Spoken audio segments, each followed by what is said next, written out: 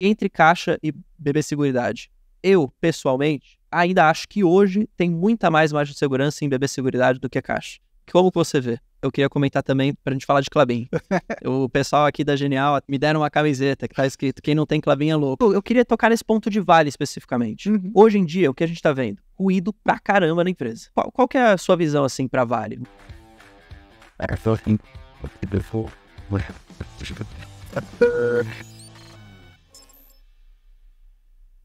Falar de seguradoras também. Porque, minha opinião, o pessoal fala muito de Caixa e BB Seg. Deixa um pouco Porto de lado, porque é uma dinâmica um pouco diferente. Sim. Mas aí, entre Caixa e BB Seguridade, eu, pessoalmente, ainda acho que hoje tem muita mais margem de segurança em BB Seguridade do que a Caixa. É a minha visão. Caixa subiu forte, revalorizou forte, e BB Seguridade ficou meio de lado, na minha visão. E aí, mesmo com uma expectativa de lucro, pelo menos aqui das projeções nossas da Genial, de recorde de lucro em 2024. Sim. Então, nesse sentido, por exemplo, eu continuo comprando BB Seguridade. O pessoal fala que eu sou louco porque Caixa tem mais upside, não sei o quê, mas, porra, tá tão tranquilo o BB Seguridade na minha visão que pra mim faz sentido continuar tendo na carteira. Como você vê? Cara, é mais ou menos nessa linha.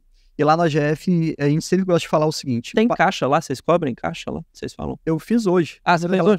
Porra, é o seguinte, a gente não olha para patrimônio como objetivo. Embora seja fundamental, ele é importante, mas ele acaba sendo uma consequência. Consequência de boas empresas. Exato. Então, assim, eu desconheço qualquer um que tenha usado a estratégia do AGF durante 5, 6 anos que não tenha um bom patrimônio. Então, eu já estou contemplando isso. O nosso foco é renda. Então, tem que ter qualidade e tudo mais. BB Seguridade, eu acho que é a mais redonda, a com mais qualidade de todas, disparado. Seja pelo negócio, pela exposição a agro, pelo investimento em tecnologia, pela NPS dos seus clientes, enfim, os caras têm cross-selling, né, aquela venda cruzada de produtos dentro, eu acho que é maravilhoso.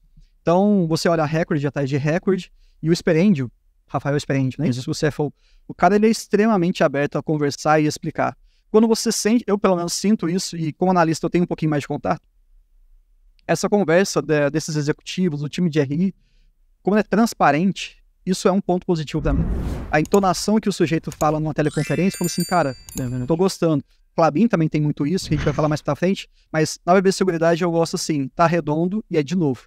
Não tá tão barato como esteve lá R$20, Exato. como a gente já comprou, mas, 30 e pouquinhos e tudo mais, eu tô muito satisfeito. Já nesse ponto, só para aproveitar, porque o pessoal fala muito disso. Por exemplo, mas eu vou seguir o preço que a Louise tem. Então eu não vou comprar, porque ela comprava 20, comprava 19, sei lá quanto. Só que aí eu, pelo menos, sempre falo, cara, não dá para você seguir o preço dela, porque você tem que aceitar ter um pouco menos de margem de segurança que ela, porque ela já construiu a carteira. Então se ela ficar por 5 anos sem aportar, ela vai continuar recebendo uma boa renda. Se você ficar por 5 anos sem aportar, você vai sair do zero pro zero. Você não vai fazer a carteira girar e no sentido de crescer, a famosa metáfora lá da bola de neve. Então, nesse sentido, você ainda acha que BB Seguridade, mesmo a 30, 32, ainda tem espaço para comprar para quem já está começando uma posição numa carteira, por exemplo? Eu gosto muito de fazer comparação com coisas que podem ser comparadas. Eu não posso me comparar com a Luísa. Exato. Eu não posso me comparar com o Fábio. Então, mas por que não pode? Cara, a margem de segurança, o risco, a experiência que esses caras têm, quando eu jogava handball na faculdade, eu não ficava olhando o cara da primeira divisão, do profissional. Eu tenho que olhar com gente que eu jogava contra, pra ver se eu era melhor ou era pior. É isso. E aí no investimento a gente tem essa mania, e eu entendo também pela insegurança, de você falar assim, se o Fabião tá comprando Vale, vou comprar. Não. Olha, por quê, querido? Aí beleza, aí tá ótimo você olhar. Lá a gente tem... racional, né? Exato, racional. Então por que o Barça comprou Cielo há alguns anos? Ele fala abertamente. Por que Jean comprou não sei o quê? E lá no AGF a gente tem a Radar, e que tem todo o racional. Esse crescimento, essa informação, ela vale ouro. Agora fazer a mesma coisa não. Então, eu concordo com você que, assim, nesses preços atuais, é o mesmo caso de Banco do Brasil. Estava mais barato. Hoje só está menos barato. E se tudo no investimento fosse resumido a preço, não é. Se fosse, ninguém comprava Coca-Cola. Todo mundo tomava Dolly. Não é porque alguma coisa está barata que ela é boa. Não é? Então, assim, a gente tem que saber separar essas coisas, e porque a gente fala assim, a Coca tá muito cara. Não, eu vou comprar uma coisinha com qualidade, mas um pouquinho mais barato. E é isso também investimento. Você olha aquilo lá, tá muito bom, mas está caro, então vai descendo devagarinho. Não vai no negócio que tá lá no fundo. Você pode até ir, não tem problema nenhum, mas a chance, o risco que você tá correndo, ele acaba sendo maior. Eu concordo. Concordo. É isso. E aí em caixa, que você estava falando? Caixa. Caixa Seguridade também é um pouquinho de experiência da minha vida fora do mundo de investimento. Eu não gosto de setor imobiliário como um todo. Eu vejo como, assim, eu sei que é completamente enviesado, mas no prédio onde eu morava, onde eu moro até hoje, um apartamento lá custava uns 400, 500 mil reais. Isso em 10 anos, hoje já está quase batendo 2 milhões. O mesmo apartamento. Não faz sentido. Em Belo Horizonte. Eu falo assim, caramba, cara, o que está acontecendo com o mercado imobiliário? Eu não sei como é que a Caixa ela lida com essa questão dessa bolha imobiliária que a gente está vivendo.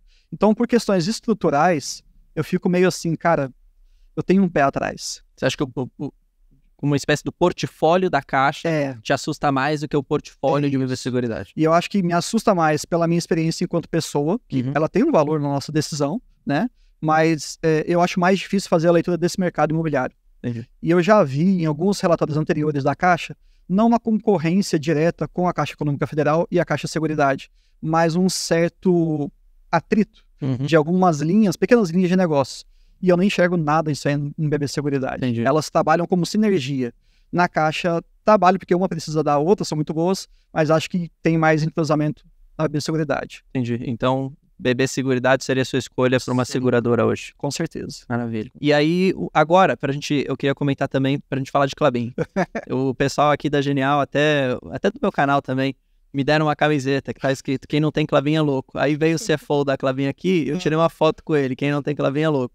Porque eu gosto da empresa, tal, não é a minha maior posição na minha carteira, mas eu gosto, eu vejo como um projeto em desenvolvimento a todo ano que passa. Apesar de ser uma empresa velha, é uma empresa que está todo ano inventando, de certa forma, alguma coisa nova. Essa é um pouco da minha visão. Então é difícil também de falar assim, é uma empresa que já está num nível de maturidade avançado. É difícil de dizer sim. Apesar dela ser uma empresa num setor resiliente, de certa forma, que é papel e celulose, mas é uma empresa que está investindo muito e está crescendo muito. E aí o pessoal fala, mas pô, não paga nada de dividendo. Eu falei, cara, tem empresa que está num cenário de crescimento que paga 0. Klabin cresce e paga 6, 6,5, 7. A depender do preço que você pagou, seu on cost pode ser muito maior, a depender do momento que você entrou.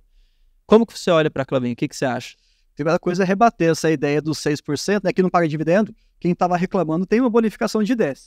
Tem também isso. A gente pode falar da bonificação também. O que você achou dela? Sem problema. Então, assim, Klabin, eu também concordo com você que até a bonificação aparecer, eu falava para todo mundo, olha, gente, a minha visão de investidor para a Klabin ela vai pagar uns 6%, às vezes uns 7%, às vezes uns 5%.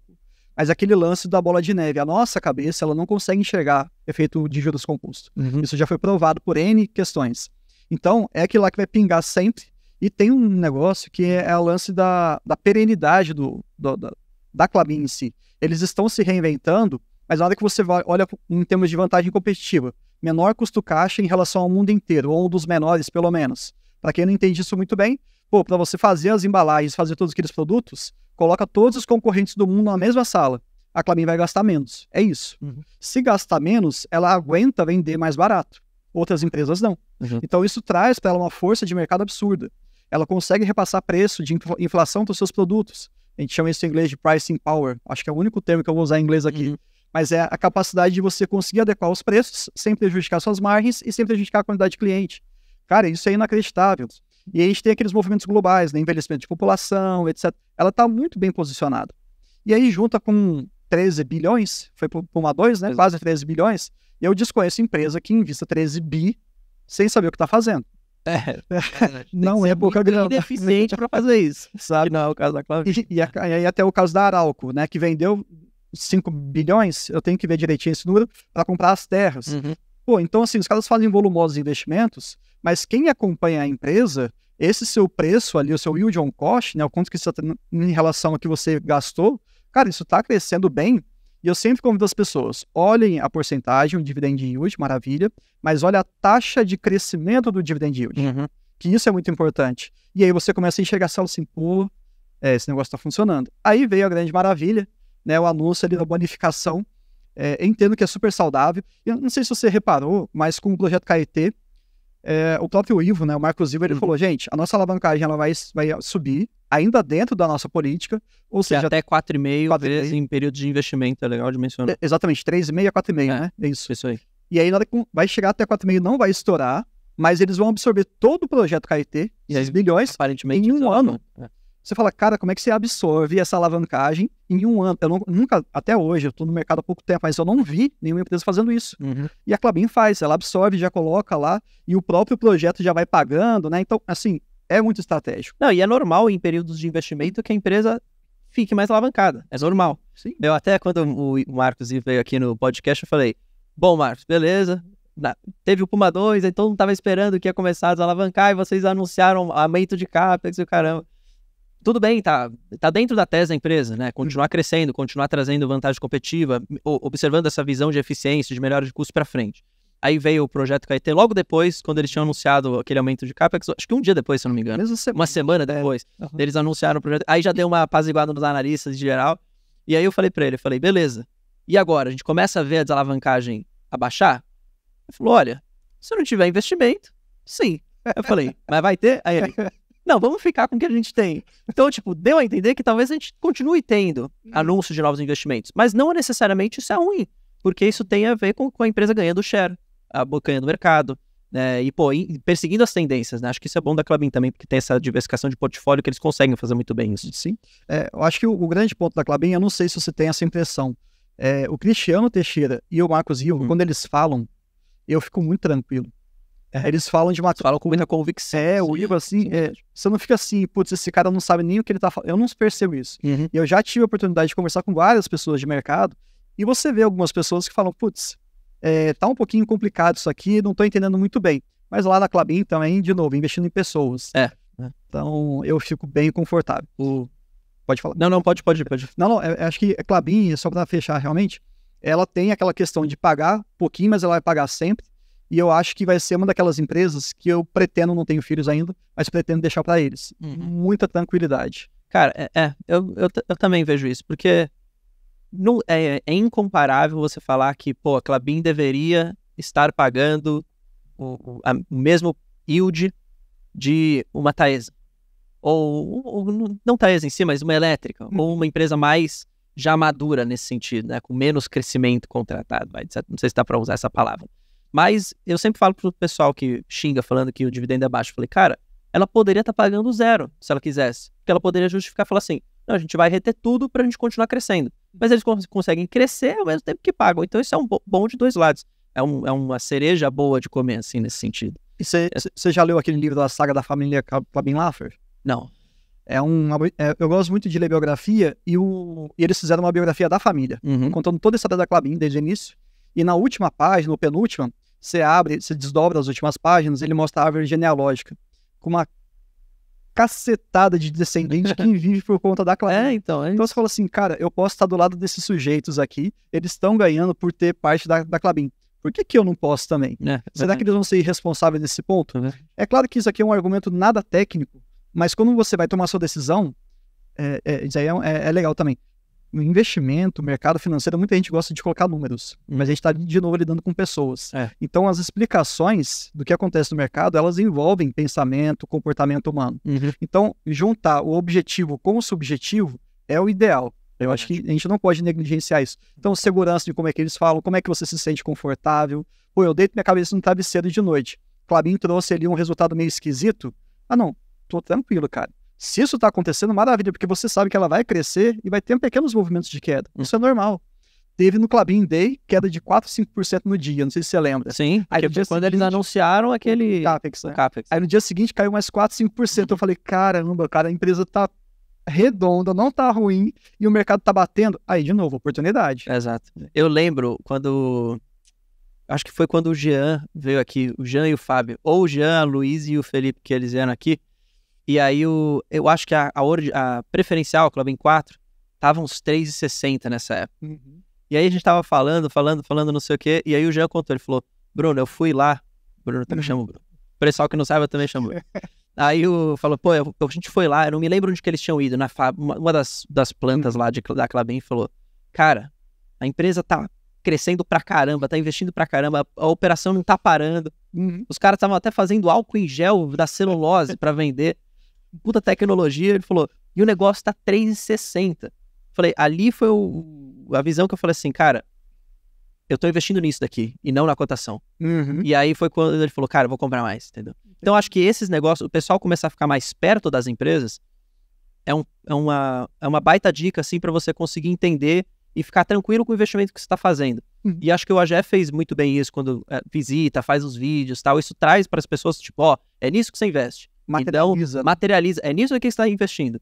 Pô, se o pessoal, eu, por exemplo, fui para Campo Grande e passei de carro, né? Fui de carro. Passei ali pelo projeto Cerrado da Suzano, né? Da Clabin, mas da Suzano. Pô, é um negócio gigantesco, assim. Os caras estão criando uma cidade para fazer aquilo. Tudo em volta é por conta da Suzano, a floresta, as plantações. Aí você fala, cara, é nisso que eu invisto. Não é na 1% a mais, 2% a menos que num dia variou o negócio, entendeu? Não vou nada pro projeto, pros caras que estão trabalhando aqui, se variou 1 ou 2 para cima ou para baixo, entendeu? Acho que isso que é legal. O grande ponto aí, a gente falou no pregão, tem finalzinho do ano passado, eu e a Lu, que é o seguinte, apertar o botão de comprar é muito diferente de investir. Exato. E as pessoas acabam confundindo isso. Então, assim, apertar o botão, sem nenhum demérito, praticamente qualquer pessoa consegue fazer. Mas a gente está falando de investidor, daquele cara que entende do negócio. Eu falo muito do teste dos 5 minutos. Ah, Bruno, eu quero conhecer um pouquinho sobre, sei lá, uma Irani. Irani bacana. Se você começa a estudar e começa a ver os dados, vídeos, não sei o quê, se você consegue falar com você mesmo durante 5 minutos, apresentando pontos positivos e negativos com segurança, cara, é um ótimo termômetro. É verdade. E eu não coloco nenhuma empresa na minha carteira se eu não tiver com esse meu termômetro adequado. Que eu fiz com a Auren, finalzinho do ano passado. Eu tinha um certo receio de geração e tudo mais, e fui estudando, comecei a ter mais segurança. Aí eu fui colocar a grana. E muita gente às vezes faz até o contrário. Eu não sei, vou comprar, aí depois eu vejo... Depois eu estudo e deixa eu ver o que eu fiz. Né? Sei lá, eu gosto de seguir esse protocolo, porque até é questão de segurança também. Porque se esse negócio despencar, o Fabião fala, né? Se despencar, você vai comprar? Pô, eu só vou conseguir comprar se eu souber que eu tô comprando. Se eu tô confiando. Já que a gente tá falando de ações, eu queria tocar num ponto. Eu sei que aí você pode dizer que se você não acompanha, porque dentro do setor SBEST não tem nada ligado a commodity. Apesar de, por exemplo, a gente ter algumas pessoas que investem com esse foco previdenciário ter commodities na carteira. Às vezes até em menor proporção. É o meu caso, por exemplo. Acho que até o Jean, por exemplo, tem um pouco de Clabin. Também tem. Você tem Clabin? Eu tenho também. Acho que eu não sei se alguém recentemente do AGF comprou Vale. O Fabião comprou, o cara que pra mim é o mais quadrado do tipo, vou ficar em banco e energia, comprou Vale. Então, eu falei, pô, se o Fábio tá comprando é porque realmente deve estar muito atrativo quando eu vi isso. Aí eu queria tocar nesse ponto de Vale especificamente. Você acompanha primeiro, só pra saber se vocês acompanham. E aí, hoje em dia, o que a gente tá vendo? Ruído pra caramba na empresa. Só que, consequentemente, a gente tá vendo as ações caírem cada vez mais, abrindo uma margem de segurança que pode até começar a ficar bastante atraente, até pro Fábio, por exemplo, entrar. E aí, só olhando para dividendo, pelo menos a projeção que a gente tem da Genial, só para esse ano, no pior cenário, o analista está projetando 10%. No pior cenário. No melhor cenário, pode ir para 15%, mais ou menos, com um extraordinário. O que é muito bom, para ser bem sincero. E aí, qual que é a sua visão, assim, para Vale? Você, numa carteira previdenciária, tem espaços, primeiro? Você colocaria? Demoraria para colocar? E como que você vê esse momento? Cara, Vale eu tenho uma grande complicação, porque eu, como médico, eu trabalhei em Brumadinho. Então, eu tenho que separar muito o meu papel como pessoa, como médico e como analista, sabe? Mas é a mesma pessoa, Bruno. O grande ponto qual que é? Vale faz dinheiro movendo montanhas, literalmente. Eu pude ver com os meus olhos, quando eu fiquei lá em algumas bases, montanhas maiores do que vários prédios aqui sumindo de um lugar para o outro. É inacreditável. É a maior, não é à toa, né? Então, assim, em termos de resultado, qualidade de minério, isso aí é inegável. São vantagens competitivas difíceis de você quebrar. E é isso que a gente quer, pensando na filosofia do AGF. Perene, com qualidade e tudo mais. Com vantagem competitiva. Exatamente. Então, assim, eu acho que quando a gente pensa em uma empresa de commodity, pro Fábio faz muito sentido, porque se não tiver pagamento, ele vai ter uma carteira que vai pagar. Já vai pagar ainda. Então, assim, para aquele cara que tá começando, falou assim, pô, vale porque o Fabião tá comprando, ou não sei o quê, eu falo assim, não é um bom negócio. Porque você não tem o básico. Eles estão podendo comprar hoje empresas de commodity por mérito. É isso, é mérito. Você que está começando e pensa no AGF como estratégia, você tem que fazer o seu colchão. Então é um segundo passo. E boa parte das pessoas a gente sabe que estão investindo 4, 5 anos no máximo pra cá. E elas não alcançaram esse estágio. Então Vale eu vejo com bons olhos. Eu acho que a questão da China é latente, não tem jeito, eles dependem muito, mas não existe só a China. Né? Tem uma Índia que está começando a ter mais espaço aí também. E outros locais para você colocar como mercado consumidor. Então, Vale, na minha visão, enquanto profissional que viu por dentro a empresa, eu não colocaria nenhum centavo. Mas é uma opinião de pessoa. Enquanto investimento, eu tenho que ceder e falar números resilientes, argumentos fortes. E ponto final. Mas na minha carteira não. Mas esse ponto que você tocou é verdade, porque e eu acho que commodity pode ser uma grande armadilha, assim, especialmente para o investidor que está começando, e especialmente se ele pega um ciclo muito bom de commodity, que aí ele está vendo pagar, sei lá, 25% de yield e fala, pô, isso daqui é uma maravilha, vai ser para sempre. E às vezes o cara compra e o ciclo muda. E aí ele recebe 0, ou ele recebe 6, 7 e começa a ficar nessa visão. Então é o canto da sereia, né? Então, eu acho que quando você tem uma análise mais aprofundada, com calma, e você percebe, é muito difícil isso. Até analista tem dificuldade de você perceber uma baixa do ciclo. Se você identificar uma baixa do ciclo e uma distorção de mercado, pô, beleza, sua margem de segurança, como você falou, tá maravilhosa. Porque no pior cenário você vai ter os 6%. Exato. Acho que aí sim há espaço. Mas, cara, é muito pontual. E acertar isso aí, eu acho que eu deixo pra quem já tem. Não, e você tocou num ponto interessantíssimo, que você pode simplesmente ficar num negócio mais previsível, que é ficar nos setores best, do que você ir simplesmente com 100% da sua carteira se expor a commodity. Nem que você diversifique entre commodities, você vai estar em commodity ainda. Então tem os caras que falam, pô, eu tô diversificando. Tá, mas o que você tem? Ah, tem o Petro, tem o Vale, aí tem um pouco de siderurgia, aí eu tenho, sei lá, papel e celulose. No final do dia você vai ver, é muita empresa cíclica, né? Sim. Então pode ser prejudicial para a carteira de certa forma.